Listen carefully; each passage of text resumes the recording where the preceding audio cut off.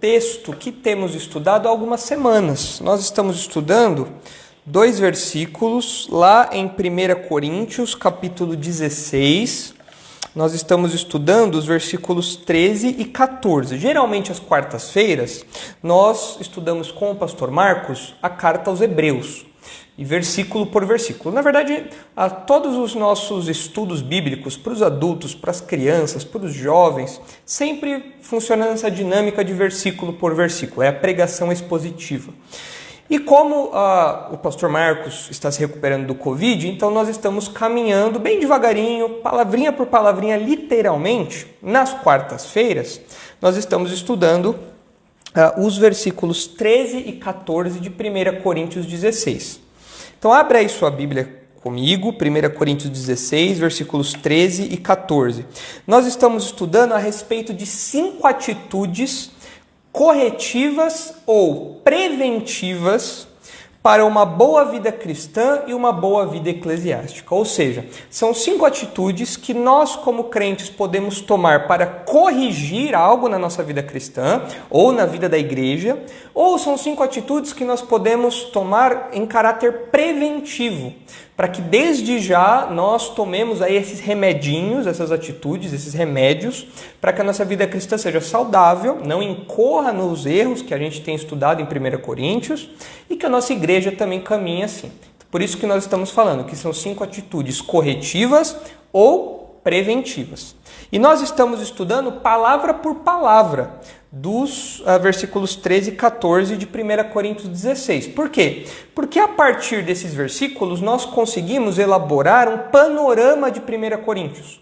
Não é um resumão, mas é um panorama, né? Ou seja, a gente consegue sobrevoar panoramicamente, aí fazer um voo panorâmico em alguns tópicos de 1 Coríntios e abordá-los à luz dos versículos que Paulo coloca aqui no finalzinho da carta. Então, Paulo dá uma série de instruções, corrige uma série de problemas, aponta uma série de coisas que os coríntios precisavam fazer. E no final da carta, 1 Coríntios 16, versículos 13 e 14, ele dá 5 verbos ali. São 5 atitudes que os coríntios deveriam nutrir para corrigir os problemas que eles estavam enfrentando. Vamos ler aí os versículos e, na sequência, nós caminhamos mais um pouquinho no nosso estudo, tá bom? 1 Coríntios 16, versículo 13, diz assim: Sede vigilantes, permanecei firmes na fé, portai-vos varonilmente, fortalecei-vos. Todos os vossos atos sejam feitos com amor. Vou ler de novo.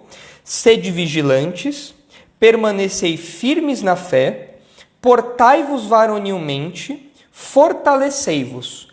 Todos os vossos atos sejam feitos com amor. Isso é 1 Coríntios 16, de 13 a 14. E nós já vimos 3 atitudes que aparecem aqui. Nós já vimos sobre a necessidade do crente ser vigilante, nós já estudamos a respeito disso. Se você procurar no nosso canal do YouTube, lá no YouTube da Igreja Batista da Redenção, você vai encontrar um estudo lá chamado O Cristão Vigilante. É um estudo em cima dessa primeira palavra que aparece aqui, a necessidade da vigilância, que significa que o crente tem que estar atento àquilo que está acontecendo ao seu redor. Literalmente, o verbo aqui significa alguém desperto, alguém que está acordado. E o crente, espiritualmente falando, ele tem que estar acordado também. Ele tem que estar atento ao que está acontecendo ao seu redor, para que ele não seja enganado, para que ele não caia em pecado. Ele tem que estar atento, vigilante, desperto, sóbrio, sem nada atrapalhando o seu discernimento. Nós já vimos isso, a vigilância. A segunda atitude que nós já estudamos é a firmeza doutrinária. Se você não acompanhou esse estudo, tem lá também no nosso canal do YouTube, procura lá. Quando Paulo fala aqui, permanecei firmes na fé, é a necessidade de firmeza doutrinária. Os coríntios estavam muito frouxos doutrinariamente falando. Eles estavam abraçando doutrinas estranhas em relação aos dons. Eles não tinham firmeza doutrinária, por isso eles estavam fazendo uma verdadeira bagunça no uso dos dons. Eles estavam abraçando uma doutrina estranha a respeito da ressurreição, falando que a ressurreição não acontecia. Isso era um problema seríssimo. Paulo discorre isso em 1 Coríntios capítulo 13. E nós vimos então a importância da firmeza doutrinária. Nós vimos também, agora na semana passada, a última atitude que nós estudamos é a maturidade. O crente deve amadurecer. O texto fala aqui, portai-vos varonilmente. A ideia é de portar-se como um adulto, de portar-se como um homem crescido, de portar-se com maturidade, de amadurecer. Essa era uma atitude que os coríntios precisavam nutrir, porque eles estavam extremamente bebezões, crianções, cheios de mimimi dentro da igreja, de problemas, causando vários atritos ali dentro, vários probleminhas, várias intrigas. Eles eram doutrinariamente imaturos também. Então eles precisavam amadurecer, tanto no trato que eles tinham que ter uns com os outros, como no que diz respeito às questões doutrinárias, como eles viam o uso dos dons, como eles viam seus relacionamentos com a igreja, com os outros crentes. Eles precisavam amadurecer. Esse talvez, junto com o amor, seja essas duas palavrinhas, né, a maturidade e o amor, sejam os problemas, são os termos que resumem grande parte dos problemas que os coríntios estavam enfrentando. Eles eram pessoas imaturas, espiritualmente falando, e sem amor. Então esses dois polos problemáticos parecem ser os centros sobre os quais os problemas da igreja de Corinto giravam. Nós já falamos sobre maturidade na semana passada, você pode procurar também no YouTube um estudo a respeito de maturidade cristã. E hoje nós vamos falar a respeito da ordem que Paulo dá, o fortalecei-vos, que é a quarta atitude corretiva ou preventiva que os crentes devem ter para a vida pessoal deles, a vida espiritual pessoal, a vida cristã pessoal, ou para a vida da igreja, que é o fortalecimento. Então nós já vimos vigilância, nós já vimos firmeza doutrinária, nós já vimos maturidade e hoje nós vamos ver fortalecimento. O crente precisa se fortalecer. Essa é uma atitude essencial para o crente. E, em outra oportunidade, nós veremos a respeito da última atitude, que é o amor, porque Paulo fala aí no versículo 14. Mas hoje nós vamos ficar com fortalecimento. Essa que é uma atitude muito importante, não só para os crentes de Corinto, como para nós hoje também.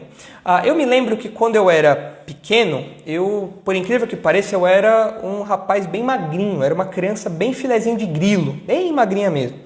E eu não gostava muito de comer, aquela coisa de criança, gostava de comer só besteira e tal. E eu me lembro que a minha mãe, minha avó, na época me deram um líquido, me deram um remédio. Eu não lembro muito o gosto, mas acho que não era muito ruim não. Que era o biotônico Fontoura. Não sei se todos aí lembram. O pessoal do grupo de risco aí certamente vai lembrar, né? O pessoal aí com mais de 60 vai lembrar do biotônico Fontoura. O pessoal mais jovem também vai lembrar do biotônico Fontoura, que era acho que era um complemento vitamínico, né? Tinha minerais ali e tal, e que ficou popularmente conhecido por despertar o apetite das crianças. Eu tomei isso aí quando era criança, o problema é que só foi fazer efeito depois. Fez efeito alguns anos depois. E agora eu tenho um apetite insaciável. Quando eu era criança o negócio não funcionou.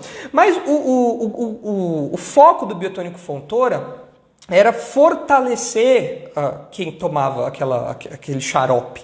Era você fortalecer, você suprir as vitaminas que a pessoa precisava, os minerais que a pessoa precisava, despertar o apetite da pessoa, como ficou conhecido o biotônico Fontoura, para que a criançada pudesse comer e crescer saudável. E a ideia de fortalecimento que Paulo aplica aqui aos coríntios é uma ideia de biotônico Fontoura. Os crentes de Corinto precisavam tomar um biotônico Fontoura espiritual. Eles precisavam se fortalecer. Eles estavam desprovidos de vitaminas espirituais, de minerais espirituais, sem apetite pelo verdadeiro alimento espiritual. Então eles precisavam se fortalecer, tanto que essa palavrinha que aparece aqui de fortalecimento, no Evangelho de Lucas, ela é aplicada no sentido de fortalecimento ao lado do crescimento. Fala que o menino Jesus crescia e se fortalecia, né? Falando do crescimento físico de Jesus. Ou seja, Jesus estava crescendo e com esse crescimento ele ficava mais forte, fisicamente falando. Então, essa palavra tem essa realidade também. É claro que aqui no contexto de Corinto, Paulo não está falando necessariamente que o pessoal precisa se fortalecer, fazer uma musculação e tal, ficar mais forte fisicamente. Parece que não é isso que Paulo quer falar aqui. Porque essa palavra tem também uma ideia de um vigor interior, de um vigor espiritual. É você ser forte não apenas fisicamente, como Lucas usa essa palavra no seu evangelho, mas é você ser forte espiritualmente também. E é isso que Paulo aplica aqui. Olha, vocês, coríntios, estão fracos.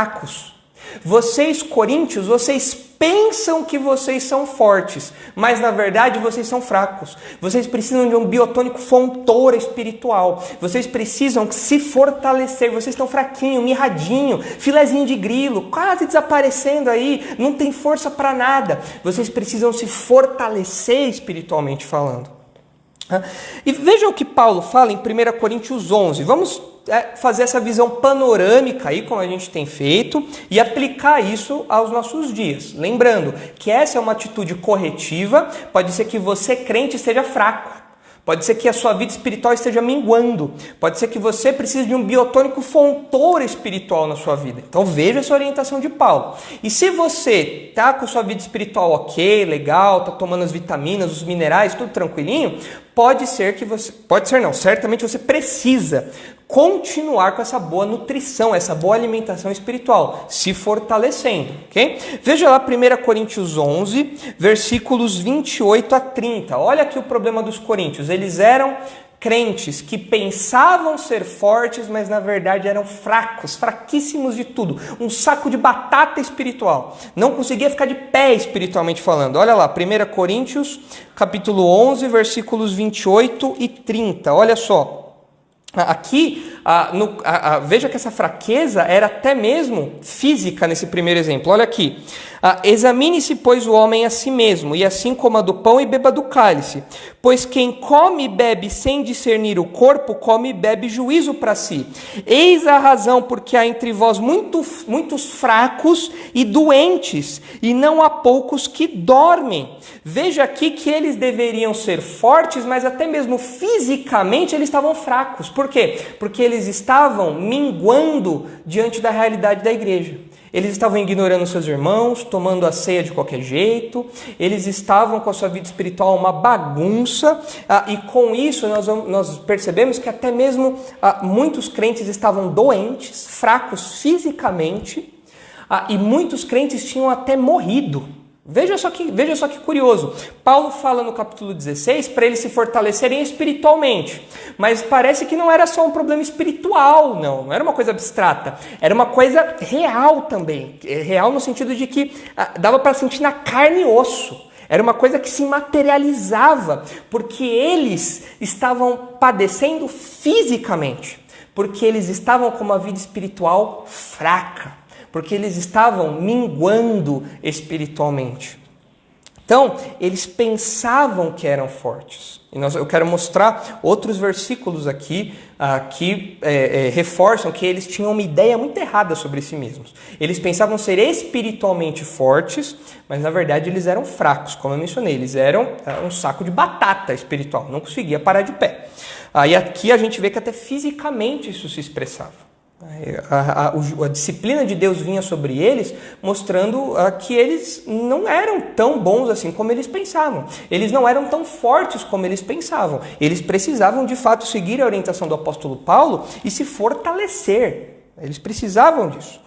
E eu quero mostrar, então, aqui para os irmãos rapidinho, duas marcas da anemia espiritual dos coríntios. Se nós olharmos para a carta como um todo, é um exercício que eu recomendo os irmãos fazerem. Olhem, estudem a carta e identifiquem ali na leitura de vocês essas 5 atitudes que eu mencionei. A firmeza doutrinária, o amor, o fortalecimento que nós estamos estudando hoje, a maturidade. Vejam essas palavras, né, essas atitudes que eles precisavam tomar e tentem identificar isso ao longo de 1 Coríntios. Esse é um bom exercício devocional até. E nós vamos fazer isso um pouco agora, porque eu quero mostrar para vocês alguns textos de 1 Coríntios que mostram que eles estavam anêmicos, eles estavam doentes espiritualmente falando. Eles estavam com uma anemia forte, mas eles pensavam que estava tudo bem. Eles pensavam que estava tudo tranquilo. Eles pensavam que eles eram fortes. Inclusive, recentemente, eu me casei e eu precisei trocar um móvel suspenso de lugar. E nessa troca que eu precisei fazer, eu pedi ajuda para o Fernando, acho que o Fernando está nos assistindo aí também. Os irmãos conhecem o Fernando é alto, é parrudo, forte, né? Pedi ao Fernando, você pode me ajudar, por favor, a mover um móvel de lugar aqui e tal? Ele falou, não, eu ajudo, beleza. Aí a gente foi lá, enquanto eu soltava os parafusos do móvel suspenso, um armário de madeira maciça, o Fernando falou assim, não, pode ficar tranquilo que eu aguento esse móvel aqui, pode deixar. Eu falei, Fernando, você não acha melhor chamar alguém para ajudar a gente e tal? Não, pode ficar tranquilo que eu aguento, vai lá, numa boa que eu aguento. Bom, soltamos os parafusos e o Fernando lá segurando. Eu precisei descer para pegar um banquinho lá para fazer de apoio. Enquanto eu estou descendo, eu só escuto um POC! Au! Aí quando eu subo, tá o Fernando lá tentando segurar o armário. Eu falei, você não ia aguentar? Não, rapaz, é porque o negócio é mais pesado do que eu pensava e não sei o quê. Por quê? O Fernando pensou que ele era mais forte do que ele realmente era. Por isso, não precisa de ajuda. Não estou brincando com o Fernando está nos assistindo aí. Eu falei para ele que eu ia brincar com ele hoje, lembrando desse episódio. Mas é isso que estava acontecendo com os coríntios. Eles estavam achando que eles aguentavam tudo, que a vida espiritual deles era super forte, que eles eram os espirituais, mas na verdade eles estavam anêmicos, doentes. E a primeira evidência, a primeira marca dessa anemia espiritual era uma inversão de valores. E veja se na sua vida você também não tem visto uma inversão de valores. A primeira evidência de uma anemia espiritual à luz de 1 Coríntios é uma inversão de valores. Como assim? Eles valorizavam, eles julgavam fundamental aquilo que Deus julgava irrelevante. Eles invertiam os valores. Aquilo que Deus para Deus era algo secundário, era algo sem grande valor, para os coríntios era algo essencial. Pensando especialmente na pregação do evangelho e no aspecto da sabedoria. Nós já vimos isso. Os coríntios valorizavam muito a sabedoria. E eles bebiam sabedoria pensando que aquilo era um biotônico fontora, mas na verdade aquilo é o que estava fazendo com que eles definhassem. Veja a 1 Coríntios capítulo 1, os versículos 25 a 29. Olha só, 1 Coríntios 1, 25. Porque a loucura de Deus é mais sábia do que os homens, e a fraqueza de Deus é mais forte do que os homens. Irmãos, reparai, pois, na vossa vocação, visto que não foram chamados muitos sábios segundo a carne, nem muitos poderosos, nem muitos de nobre nascimento. Pelo contrário, Deus escolheu as coisas loucas do mundo para envergonhar os sábios, e escolheu as coisas fracas do mundo para envergonhar as fortes. E Deus escolheu as coisas humildes do mundo e as desprezadas, e aquelas que nada são, para reduzir a nada as que são, a fim de que ninguém se vanglorie na presença de Deus. Eles estavam valorizando aquilo que Deus não valorizava. Eles estavam valorizando o status, a filosofia, a sabedoria, aquela pregação encorpada, cheia de termos técnicos e tal, e eles achavam que isso era a verdadeira nutrição, que isso era o verdadeiro fortalecimento, que isso é que dava nutrientes para eles. Paulo fala aqui, olha, vocês estão valorizando algo que Deus não valoriza. Olha também o capítulo 2, está em uma página na sequência, capítulo 2, versículos 3, olha só. 3 na sequência. Quando Paulo foi pregar aos coríntios, e foi em fraqueza, temor e grande temor que eu estive entre vós. A minha palavra e a minha pregação não consistiram em linguagem persuasiva de sabedoria, mas em demonstração do Espírito e de poder, para que a vossa fé não se apoiasse em sabedoria humana, e sim no poder de Deus. Eles pensavam que era sabedoria que era a verdadeira força, que dava os nutrientes. Mas Paulo fala, quando eu fui até vocês, a minha pregação foi uma pregação em fraqueza pessoal. Paulo se via como alguém fraco, como alguém temeroso diante daquele desafio. Não foi como um grande coach, autoconfiante, com uma grande pregação, 5 pontos do sucesso. Não, Paulo foi pregar com temor, com um senso de pequenez diante daquela tarefa, mostrando que os coríntios estavam valorizando aquilo que Deus não valorizava. Havia uma inversão de valores ali. E nós percebemos, meus irmãos, fazendo aqui uma aplicação para os nossos dias, que muitas igrejas têm vivido essa inversão de valores também.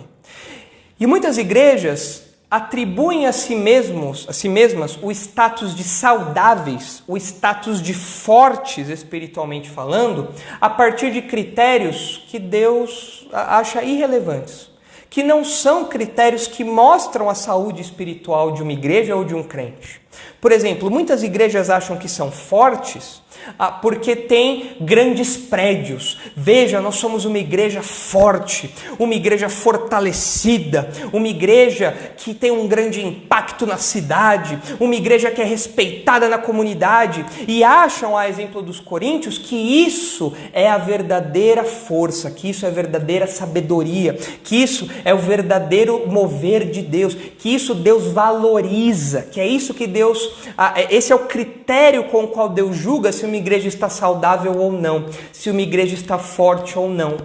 Nós vemos uma inversão de valores, porque não é tamanho de prédio que julga a força de uma comunidade, o fortalecimento de uma comunidade. Muitas igrejas também julgam o seu fortalecimento espiritual a partir dos corais. Veja, nós temos um grande coral, uma grande orquestra, nós fazemos apresentações levando o louvor a várias comunidades, achando que isso é o critério pelo qual uma igreja, uma comunidade, pode ser considerada forte ou não, fortalecida espiritualmente ou não. E isso é um critério totalmente secundário. Você não avalia a saúde, a nutrição, o vigor espiritual de uma comunidade pelo coral dela, pelas músicas que esse coral entoa, essas apresentações especiais, essas viagens. Não é isso que mostra a saúde espiritual de uma igreja. Ou ainda... outras igrejas acham que só por terem um hall de membros de mais de 1000 membros, elas são saudáveis. E isso não é um critério, não é um bom critério, não é um critério ideal, porque existem muitas comunidades enormes que estão definhando espiritualmente, que estão morrendo espiritualmente, que precisam do biotônico fontora da pregação bíblica, da palavra de Deus. Recentemente, nós temos visto aí o surgimento desses pastores jovenzinhos, desses coachzinhos aí que têm surgido, que falam uma besteira atrás da outra. E a gente vê as igrejas desses jovens lotadas. Gente que fala que Jesus pecaria se estivesse no lugar de Adão. Gente que fala que você é o centro do coração de Jesus. Gente que fala umas besteiras assim, sem tamanho. Mas você vê salões lotados. E se você leva em conta os números para validar a saúde espiritual de uma igreja, você fala, nossa, essa igreja é muito saudável. Mas não é, porque ela está sendo alimentada com a mentira, ela está definhando. Paulo falaria, vocês precisam se fortalecer, vocês estão definhando. Veja como Paulo lida com isso em 1 Coríntios, capítulo 4, no versículo 2. Olha só, 1 Coríntios 4, vou ler desde o versículo 1. Assim, pois, importa que os homens nos considerem como ministros de Cristo e despenseiros dos mistérios de Deus. Ora, além disso, o que se requer dos despenseiros é que cada um deles seja encontrado fiel. Não é o número de membros de uma igreja que mostra o seu fortalecimento, não é o tamanho do prédio, não é o tamanho do coral, não é o número de departamentos, não é o número de entradas, não é o número de ações sociais que uma igreja faz, não é nada disso que mostra a força espiritual de uma igreja, o fortalecimento, o vigor espiritual de uma igreja. É a fidelidade à pregação verdadeira.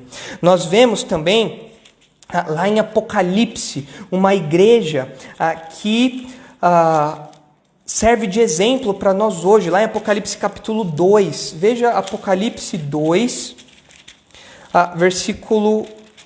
Apocalipse 3, versículo 8. Olha só, Apocalipse 3, 8. Veja aqui.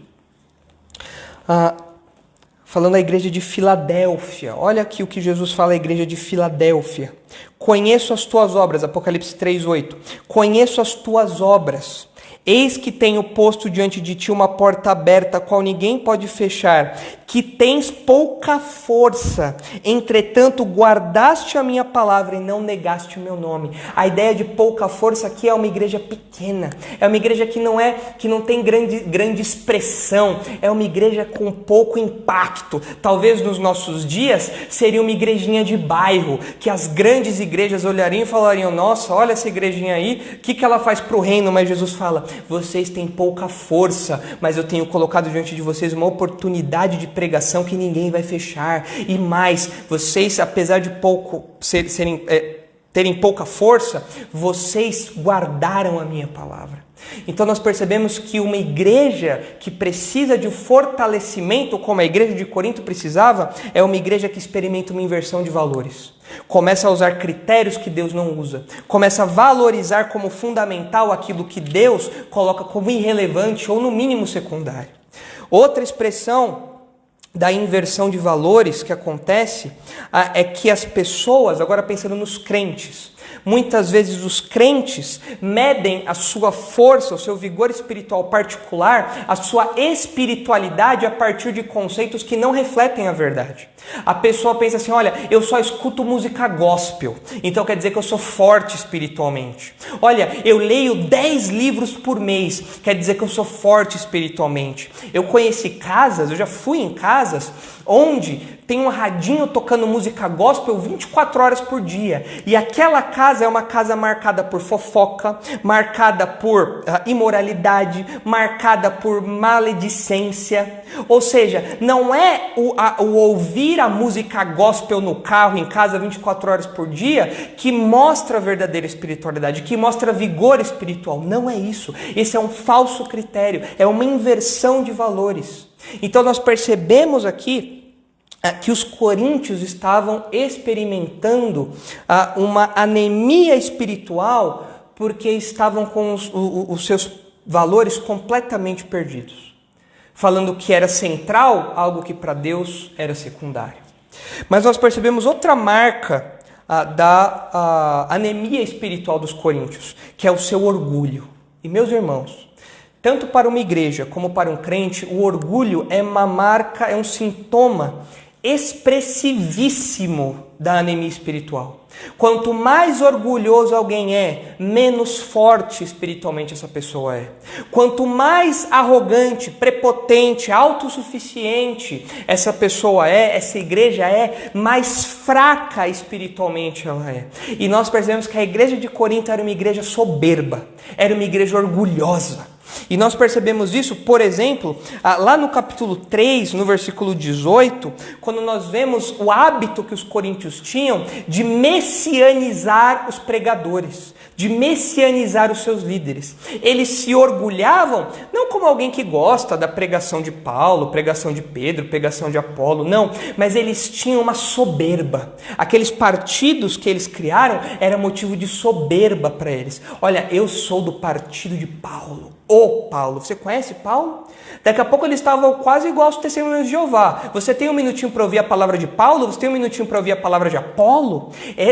Tamanho era a soberba desses homens, colocando no lugar do próprio Jesus esses homens. Veja lá, 1 Coríntios 3, versículo 18. Veja só qual deveria ser a postura deles, né? Nós vemos antes disso Paulo falando que ele não morreu na cruz por ninguém, nem ele, nem Apolo, ninguém morreu na cruz, quem morreu foi Cristo. Mas veja o que diz aí o versículo 18 do capítulo 3. Ninguém se engane a si mesmo. Se alguém dentre vós se tem por sábio neste século, faça-se astuto para se tornar sábio, porque a sabedoria deste mundo é loucura diante de Deus. Porquanto está escrito, ele apanha os sábios na própria astúcia deles. E outra vez, o Senhor conhece os pensamentos dos sábios, que são pensamentos vãos. Versículo 21. Portanto, ninguém se glorie nos homens. Olha, se vocês estão se gabando aí, se vocês estão se orgulhando desses homens aí, como se eles fossem quase que messias, olha, não se gloriem nesses homens. tudo é vosso. Versículo 22. Seja Paulo, seja Apolo, seja Cefas, seja o mundo, seja a vida, seja a morte, seja as coisas presentes, sejam as futuras, tudo é vosso. E vós de Cristo, e Cristo de Deus. Em última instância, tudo pertence a Cristo, tudo pertence a Deus. E vocês não podem ser mesquinhos, vocês não podem ser soberbos, arrogando para si essas messianidades, aí aplicando-a a esses homens. E nós precisamos ter cuidado com isso, meus irmãos, porque nós incorremos nesse risco também. Nós podemos sofrer de uma espécie de orgulho espiritual, de uma espécie de soberba espiritual, quando nós messianizamos os nossos pastores, quando nós messianizamos homens que nós admiramos e devemos admirar. Paulo falou, sede meus imitadores como eu sou de Cristo, ok, mas nós não podemos messianizar as pessoas. E se você quer ver um critério para saber se você tem se ensoberbecido como esses homens aqui de Corinto, como esses crentes de Corinto, uma forma de você avaliar isso é você ver se você é um pastortólatra. Conhece os pastortólatras? São aquelas pessoas que só vão na igreja quando o pastor específico prega. São aquelas pessoas, aqui falando da transmissão, hein? São aquelas pessoas que só assistem a transmissão quando o pastor preferido delas prega. Hoje é o pastor Isaac, hoje eu assisto. Hoje é o pastor Nicolas, hoje eu assisto. Hoje é o pastor Robson, hoje eu assisto. Hoje é o pastor Marcos, hoje eu assisto. E então existe aí uma soberba, existe uma messianização, uma pastorlatria. E isso é pecado. Isso é prova de uma anemia espiritual. Por quê? Porque mostra que eu estou mais preocupado com o pregador do que com a mensagem. Isso é anemia espiritual. Isso é fraqueza espiritual. Isso não é evidência de força. Isso é evidência de fraqueza. Isso acontecia na igreja de Corinto. Outra expressão do orgulho espiritual deles, da soberba, da autossuficiência que eles tinham, era eles acharem que eles faziam algo por merecer, ou tinham feito algo por merecer, para serem alvos da ação benevolente de Deus. Veja o que Paulo fala no capítulo 4, no versículo 6. Os coríntios se achavam a última bolacha do pacote. Eles se achavam muito bons. Eles se achavam a última gota de Coca-Cola do deserto. Eles eram ali o ápice das igrejas. E eles, como crentes, se achavam muito evoluídos, muito santões, muito piedosos, ungidos, cheios de poder. Eles se achavam muito. Mas olha o que Paulo fala no capítulo 4, no versículo 6. Estas coisas, irmãos, apliquei-as figuradamente a mim mesmo e a Apolo, por vossa causa, para que por nosso exemplo aprendais isto. Não ultrapasseis o que está escrito, a fim de que ninguém se ensoberbeça a favor de um em detrimento de outro. Pois quem é que te fez sobressair? E que tens tu que não tenhas recebido? E se o recebeste, por que te vanglorias como se não o tiveras recebido? Já estáis fartos, já estáis ricos, chegastes a reinar sem nós. Sim, tomara reinasseis, para que também nós viéssemos a reinar convosco. Ou seja, Paulo está falando aqui, olha, vocês não precisam de nada. Vocês já têm tudo o que vocês precisam. Vocês não precisam nem da gente que é apóstolo aqui. Você não precisa dos mestres, dos pastores, não. Vocês têm tudo o que vocês precisam. Inclusive, vocês estão se esquecendo que tudo o que vocês ganharam, vocês não conquistaram. Foi Deus que deu para vocês. Vocês não tiveram mérito nenhum nisso. E uma prova da anemia espiritual é quando a minha autossuficiência, o meu orgulho, faz com que eu confie nos meus próprios esforços. E por isso nós temos hoje muitas igrejas anêmicas, porque igrejas que pregam o arminianismo, igrejas que pregam esse semi-pelagianismo que tem sido pregado por aí, onde o homem tem algum mérito na sua salvação, onde o homem participa disso de algum modo, onde o homem, por fazer campanhas de oração, 40 dias de oração, o homem que sobe no monte para orar, o homem que jejua 20 dias, o homem que ajoelha e ora de madrugada, o homem que faz isso, ele ganha mérito diante de Deus, e então Deus se torna mais propício a nós. E aí Paulo fala, essa pessoa, ela pensa que ela está forte, mas na verdade ela está fraca, porque ela esqueceu que tudo que ela tem, ela ganhou. Tudo que ela tem foi Deus que deu de maneira graciosa. Essa pessoa, ela está incorrendo na soberba, no orgulho, na autossuficiência, como os coríntios estavam vivendo também.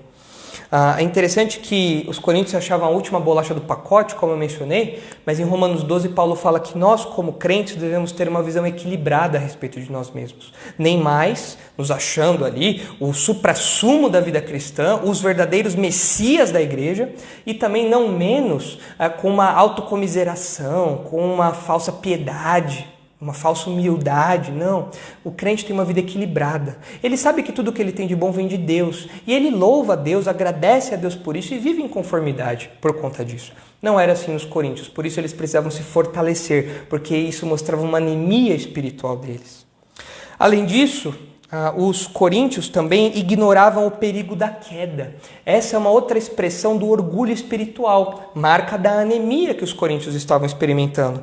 Lá no capítulo 10, nos versículos 11 e 12, nós vemos um versículo muito famoso que Paulo dirige aos coríntios. Ele diz assim, 1 Coríntios 10, 11: estas coisas lhe sobrevieram como exemplo e foram escritas para advertência nossa, de nós, outros, sobre quem os fins dos séculos têm chegado. Ou seja, o que aconteceu no Antigo Testamento nos serve de exemplo. E aí ele diz no versículo 12, 1 Coríntios 10, 12: aquele, pois, que pensa estar em pé, veja que não caia. Ou seja, tem muito crente que pensa estar de pé. Tem muito crente que pensa como Fernando, que eu mencionei há pouco. Está lá segurando o armário tranquilo, nada vai me abalar. Esse armário aqui está firme e forte. Eu sou muito forte aqui, eu não vou deixar esse armário cair. E aí o armário cai e faz um estrago. Por quê? Porque ele pensou, não, comigo isso não vai acontecer. O crente fraco é o crente que pensa estar forte, mas que cai. É o crente que não percebe o perigo da queda pessoal. É o crente que fala, não, comigo não, isso jamais vai acontecer. Isso nos lembra o exemplo de Pedro. Quando Jesus falou, olha, vocês vão me trair. Pedro falou assim, vocês vão me negar. Pedro disse assim, não, Senhor, ainda que todo mundo aqui te negue, eu não negarei. E o que foi acontecer com Pedro? Negou a Cristo. E tem muito crente que esquece desse versículo. E no seu orgulho espiritual, pensa estar forte quando na verdade está fraco. Esse era o problema dos coríntios. Cuidado, cuidado. Às vezes nós olhamos para os outros irmãos que pecam com o nariz empinado, achando, não, eu jamais vou cair nesse pecado, eu jamais vou cometer esse erro que essa pessoa cometeu, comigo não. Deus te guarde disso, mas não nutra esse orgulho no seu coração, seja dependente de Deus. Aquele que está de pé, cuide para que não caia. A insubordinação dos coríntios era outra mostra do seu orgulho espiritual, da sua anemia. Em 1 Coríntios 4, versículo 18, nós lemos assim: alguns se ensoberbeceram, como se eu não tivesse de ir ter convosco, mas em breve irei visitar-vos, se o Senhor quiser. E então conhecerei não a palavra, mas o poder dos ensoberbecidos. Porque o reino de Deus não consiste em palavra, mas em poder. Que preferis? Irei a vós outros com vara ou com amor e espírito de mansidão? Paulo está falando assim, olha, tem pessoal aí que está esquecendo que eu vou ter com vocês, que eu vou até aí. E eles estão cantando aí de bonzão, eles estão querendo ganhar espaço, mas eu vou aí. E eu vou afrontar esses soberbos, essas pessoas que têm sido insubmissas e rebeldes. Prova de uma anemia espiritual. Uma igreja que tem muitos crentes soberbos, muitos donos de igreja, é prova de uma igreja fraca. E se você é alguém insubmisso, seja no contexto eclesiástico, seja no contexto doméstico, a esposa em relação ao marido, o marido no trato da esposa, se você é uma pessoa insubmissa à palavra de Deus, insubmissa às estruturas que Deus criou na igreja, fora da igreja, dentro de casa, se você é uma pessoa rebelde, você não é alguém forte, de personalidade, não, você é alguém fraco espiritualmente. E você precisa mudar, você precisa se fortalecer, é isso que Paulo fala aos coríntios aqui. E por fim, nós percebemos que uma outra prática que os coríntios tinham, que mostrava esse orgulho espiritual, essa soberba que eles tinham, essa arrogância, essa autossuficiência, era o fato de que eles se orgulhavam até do pecado deles.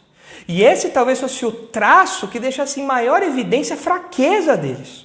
1 Coríntios 5, versículo 1, diz assim, 1 Coríntios 5:1, geralmente se ouve que há entre vós imoralidade, imoralidade tal, como nem mesmo entre os gentios, isto é, haver quem se atreva a possuir a mulher de seu próprio pai. E contudo ainda vós ensoberbecidos, E não andais vós ensoberbecidos, e não chegastes a lamentar, para que fosse tirado do vosso meio quem tamanho ultraje praticou? Ou seja, vocês estão orgulhosos de fazer isso? Isso é prova de que vocês estão fracos, derrotados. Vocês não precisam de uma dose de biotônico fontoura, vocês precisam de um tanque de biotônico fontoura. Vocês precisam de um reavivamento, vocês precisam de uma injeção na veia. Vocês estão definhando, quase mortos espiritualmente falando. Vocês estão se orgulhando do pecado de vocês. E tem crente que por semente aberta, tem crente que por valorizar não a religião, mas um relacionamento com Jesus, acaba fazendo esse tipo de coisa aqui e abraça essas práticas pecaminosas achando que isso é prova de força, quando na verdade isso é prova de fraqueza espiritual. Paulo fala, fortalecei-vos, vocês estão fracos, vocês pensam que vocês estão fortes, mas vocês estão fracos, vocês precisam de uma dose de biotônico fontoura espiritual, para que seus músculos se enrijeçam, para que vocês sejam fortes, para que vocês cresçam, para que vocês não sejam mais fracos espiritualmente falando. E quando uma pessoa, meus irmãos, tem mais força espiritual, consequentemente, ela tem mais humildade, mais dependência de Deus. Nós vemos isso na igreja de Laodiceia, lá em Apocalipse, que ela achava que ela era rica, próspera, tinha tudo, mas na verdade Jesus fala para ela, você não tem nada. Você precisa comprar de mim, eu te aconselho que você compre de mim, porque você está soberba nas suas habilidades, nas suas posses, mas você é pobre, cega e nua. E tem muitos crentes e muitas igrejas que se veem nessa situação. Não confiam em Deus, não dependem de Deus, dependem dos seus próprios esforços, dependem das suas próprias conquistas, nem sequer oram a Deus e evidenciam esse orgulho espiritual, essa autossuficiência. Nós não podemos ser assim. Veja o que Paulo fala em 2 Coríntios, capítulo 12. 2 Coríntios 12, versículo 9. Quando Paulo ora para que o seu espinho na carne seja tirado. E veja aqui o que o apóstolo Paulo diz, 2 Coríntios 12, 9. Então ele me disse, ele orou 3 vezes, então a resposta do Senhor foi, a minha graça te basta, porque o poder se aperfeiçoa na fraqueza. De boa vontade, pois, mais me gloriarei nas fraquezas, para que sobre mim repouse o poder de Cristo. Pelo que sinto prazer nas fraquezas, nas injúrias, nas necessidades, nas perseguições, nas angústias, por amor de Cristo, porque quando sou fraco, então é que sou forte. Você quer ser um crente fortalecido? Reconheça a sua fraqueza, reconheça a sua pequenez, reconheça que você precisa do Senhor, que é o Senhor que põe comida na mesa, que é o Senhor que dá a saúde, que é o Senhor que converte o coração dos homens, que é o Senhor que te capacita no seu trabalho, que é o Senhor que te dá discernimento. Não é você que faz isso porque nós somos fracos, mas quando nós apresentamos essas fraquezas diante de Deus e reconhecemos a suficiência que nós temos nele, orando a ele, buscando a sua direção, buscando intimidade e comunhão com ele, então nós somos verdadeiramente fortes, nós somos fortalecidos. E eu queria terminar o nosso tempo aqui lendo Efésios capítulo 6, onde Paulo também nos mostra, em complemento ao que eu falei agora, como nós podemos nos fortalecer. Como eu posso ser um crente mais forte? Como eu posso ser um crente mais forte se eu notei na minha vida marcas de anemia espiritual? Se eu notei na minha vida uma inversão de valores? Se eu notei na minha vida um orgulho espiritual, uma soberba, colocando as coisas no lugar errado, confiando mais nos homens do que em Deus, valorizando aquilo que Deus não valoriza? Diante disso, parece que meu exame deu positivo para anemia espiritual. É o que o pessoal inventou aí, o testou positivo, né? Você testou positivo para anemia espiritual. O que fazer? Como se fortalecer? Efésios 6 nos orienta a respeito disso. Eu vou terminar lendo esse texto. Efésios 6, versículo 10. Quanto ao mais, irmãos, sede fortalecidos. É a mesma palavrinha que aparece em 1 Coríntios. Sede fortalecidos no Senhor e na força do seu poder.